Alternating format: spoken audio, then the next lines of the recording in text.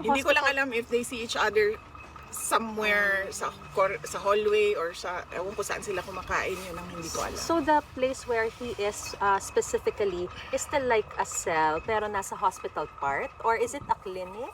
Or can you just describe it, ma'am? Hindi ko nakita ang kanyang Pero yung sinabi po niya quarters. sa inyo na parang clinic part po ba yun? Hospital part? Or yung pinakikita po sa ICC website na cell ng bawat detainee? Ang sinabi niya sa akin, Smile ka lang, VP, smile.